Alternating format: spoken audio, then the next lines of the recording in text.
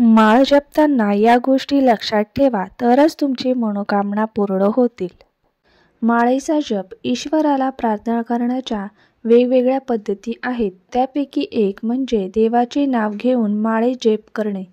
ही माळेची जप करायची पद्धत फार जुनी आहे.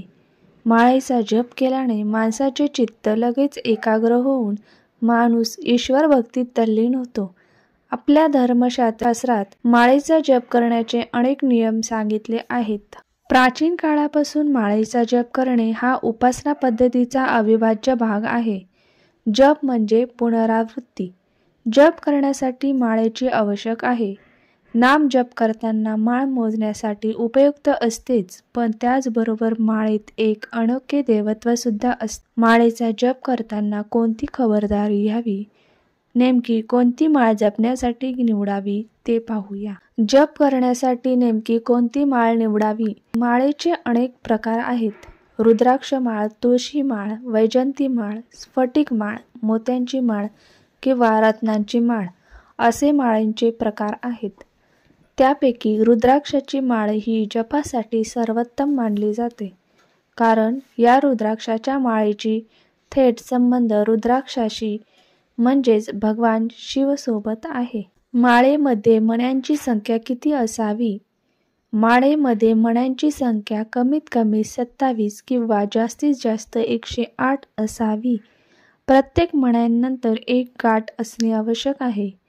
आपण करत असलेल्या मंत्रोच्चाराची संख्या मोजता यावी आणि नामजप करताना कोणतीही चूक होऊ नये म्हणून माळेत मण्यांच्या संख्येला महत्त्व असते.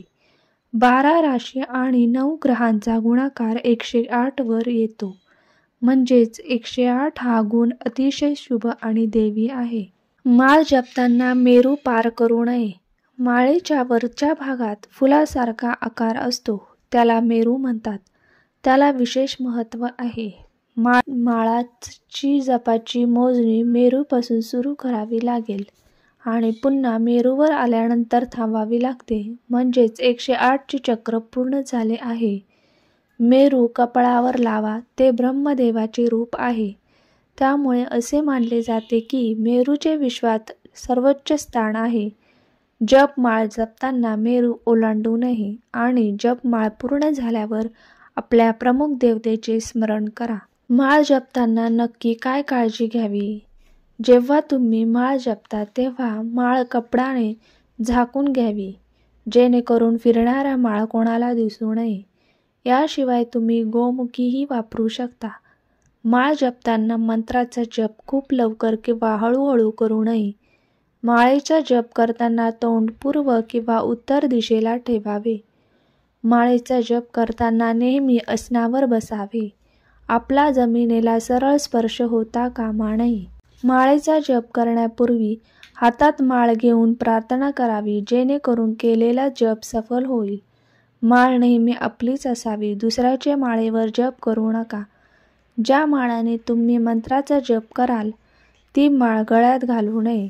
नामजप करताना भगवंत, रूप, लीला आणि धाम या 4 नावांपैकी कोणत्याही एका नावाचे चिंतन करावे.